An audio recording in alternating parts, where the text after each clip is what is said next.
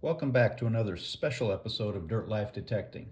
In this episode, we're going to go over the 131 rings that I found in 2023. Don't worry, I'm not going to go through each one individually. We'll focus mostly on the precious metals and the other silver and gold precious metal items that I found this year. Found 8 gold rings, 24 silver rings, 23 other pieces of silver, and 3 other pieces of gold. And I'm going to focus on where I went to find all of this jewelry, including all of this special jewelry. Stick around for the show.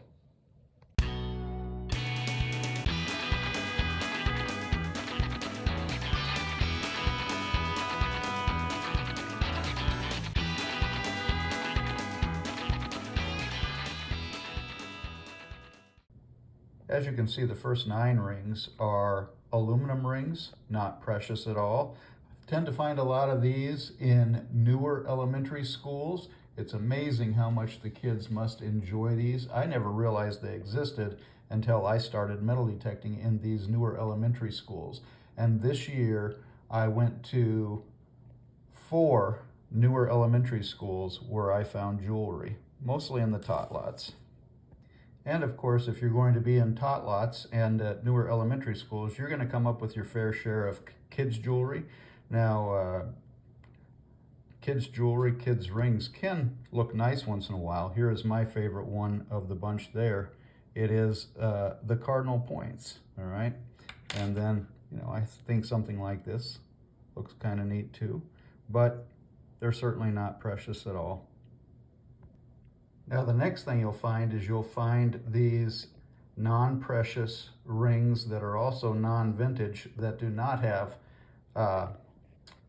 jewels in them.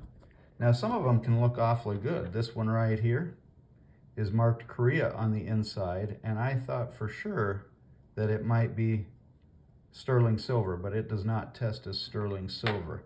The other good one, the other interesting one, was this one right here. This is a 1960s, 1970s vintage Avon rope ring. Of course, it's got a gold look to it, but it is not precious at all. Now, the next thing you find is you find the non-precious rings that do have non-precious stones in them. This is an interesting one right here. Probably my favorite one because it looks like it's somewhat homemade, and I just love the color to it and I love the stone, is that one right there. So, and once again, you'll find a lot of these at elementary schools, at newer parks. This is an odd one. It's marked India on the inside. It came out of the ground broken. So, and anytime you see a stone that big, that's a heart stopper. Unfortunately, just a big old gaudy piece of jewelry. And then you're going to find the plain old bands. When you first look at them as they're coming out of the ground, they look like they might be gold, or they look like they might be silver, but you can usually tell based on the weight, based on the color, whether you've got gold or silver. It doesn't take long to figure it out. And of course, none of those are precious. And more rings that I'm tending to find more and more of all the time, the mood rings, all right? Find a lot of these in elementary schools, both in the tot lots and in the dirt. Here's my favorite one this year. That one was found in a tot lot. It's a spinner ring. It's my first and only spinner ring I've ever actually found. And you can see, I do like the multicolor look of that. So, got a few others that had the multicolor look as well. So, and then you've got what I like to call the honkers. These big old pot metal rings that just really don't hold up well in the dirt. And then once in a while you'll find something that, well, we do that all the time in the videos, don't we? Once in a while you'll find something that does hold up a little better and looks somewhat interesting and has some, I don't know, perhaps Asian alphabet characters? I'm not sure. I thought this one was kind of interesting as well. I don't know who that is, Is that supposed to be a shepherd? Is that supposed to be Christ? I am just not sure about that. If you know, or if you think you know, put a comment below, please. All right, I found rings at 13 different elementary schools this year and 12 different parks. You'll find a lot of this vintage jewelry, these vintage rings, at the older parks and the older elementaries. I went to 5 different early elementary schools, or old elementary schools. This year I'm talking schools that were opened before 1930, and I went to 3 early 1900s parks. I just absolutely love digging this vintage jewelry. This is what I'm talking about. This came from an early 1900s park, and you can see it's a signet Christian design there, the cross in the middle, the heart under the cross. I assume maybe Mary on the left and Jesus on the right, but I'm not certain of that. My other favorite vintage ones, here is a vintage, obviously, gold leaf L signet ring, and just a little tiny baby ring or child's ring here that was in the ground for an awfully long time. Had the red stone in the middle and the clear stones around the edge of it. I just think that those things come out of the ground and they just show so much character. Now, if you're going to dig beaches, both the dry sand and the wet, you're going to find this stuff.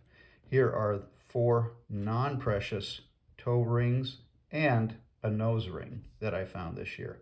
First ever nose ring, I didn't have any clue what it was, but I brought it home, and between my wife and I looking it up, that's what we figured it is it's a nose ring, and you wear it upside down. All right, and this one I think is kind of interesting. A toe ring with an elephant on it. All right, these are the real heart stoppers. These are the ones where when you dig them, you swear you've got something good. Or the stainless steel ones.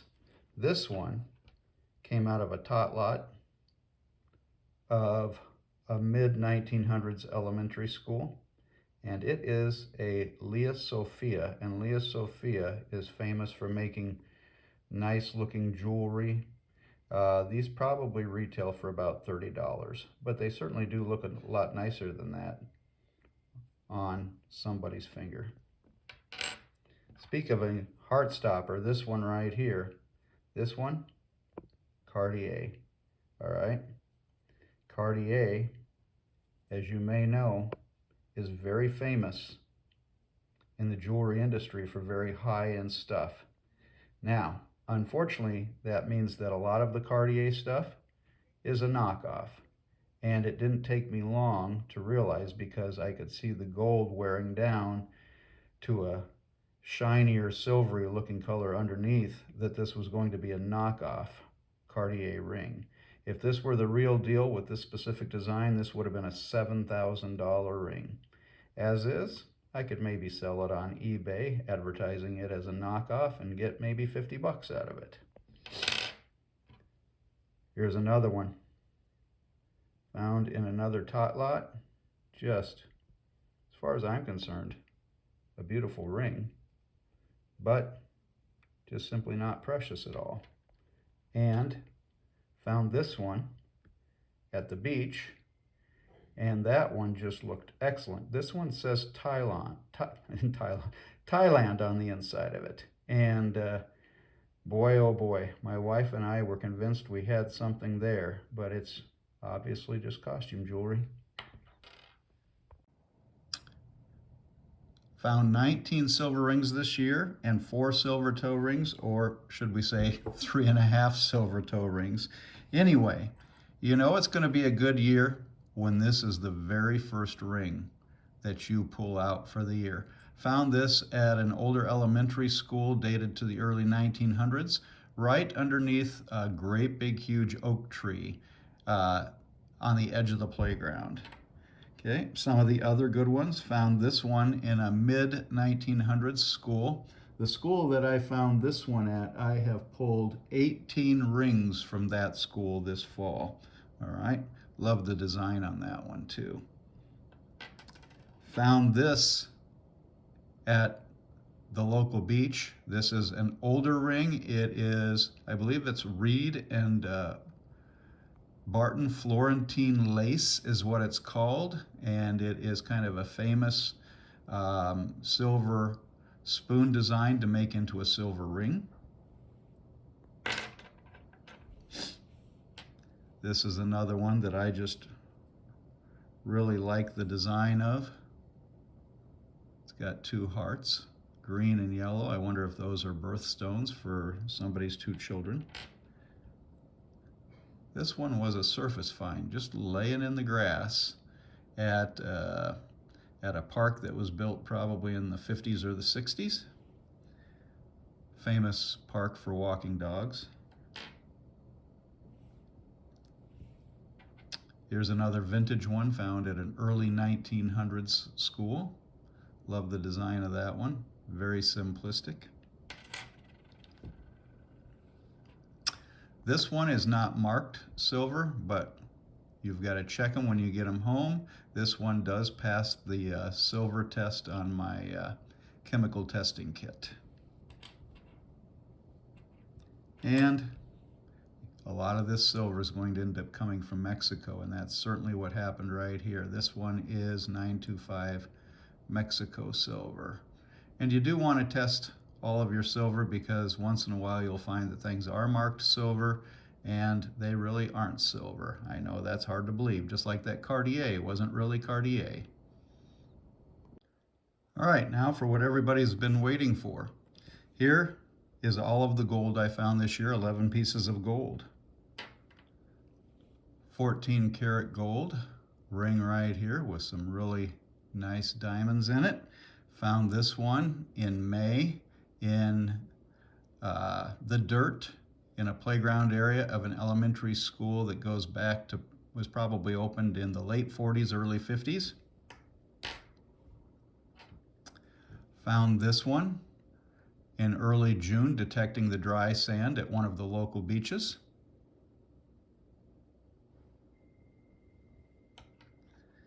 Found this one and this one on the same hunt, 2 gold at one time. These were both found at a sand volleyball court at a local park. This one was in the grass, about an inch down in the grass, about a foot off of the edge of the sand volleyball pit. And this one, this little charm here, this little pendant, was actually in the sand of the volleyball pit. This one here is 18 karat gold. That little tiny pendant has a melt value of $50. All right. These next 3 over here were all found in the same hunt at an early 1900s elementary school along the edge of what would have been over the last 100 years, first off probably a football field and now a soccer field. This one is very cool, all right? It's a little girl pendant. All 3 of these are 10K, all right? There is a 3-band ring. My wife says this is probably a promise ring. And an Irish Claddagh ring, okay? Has 3 designs there.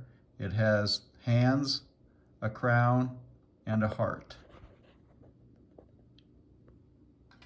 All 3 of those pieces of gold found within 70 minutes time on the same hunt. This is my first ever piece of gold coming out of the wet, detecting in the water. I detected quite a few times in the water this year, waiting and waiting and waiting for the first gold to come out. That was the first gold in the wet. All right.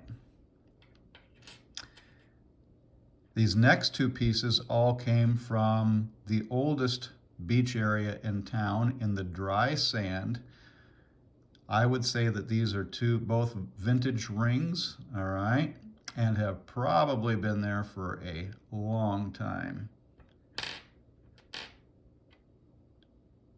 And this one, as you can see, it's a signet ring, and the P, it should have been a P on there. The P part, unfortunately, for the most part, has come off. And the final one, a 10-karat gold found at an elementary school built around 1950. All right, so elementary school, dry sand beach,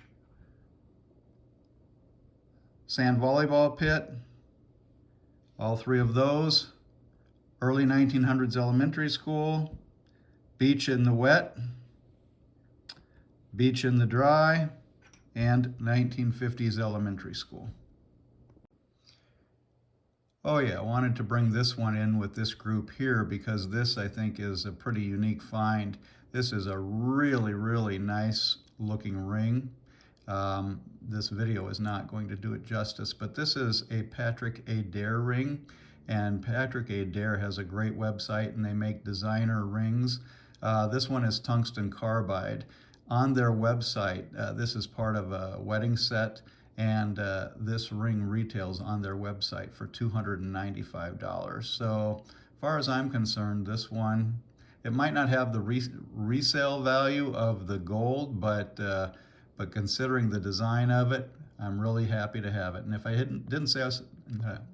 didn't say so already, found in the dry sand at the beach.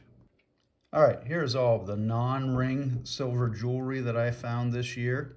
Found 24 silver rings and 23 pieces of non-ring silver jewelry. Unfortunately, I forgot to show you this one with the silver rings. Notice this still hanging out in the ring box. Why? Because it's so tiny.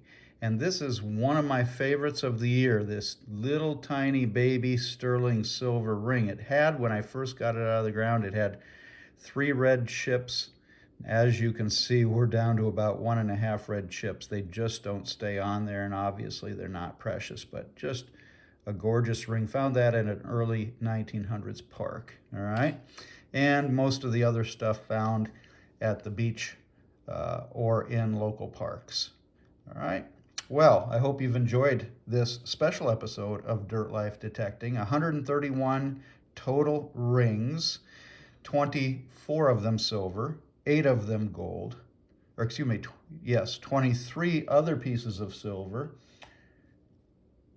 3 other pieces of gold to go along with the over 5,000 targets that I dug in the 2023 detecting year. Don't forget the Dirt Life. Gotta love it.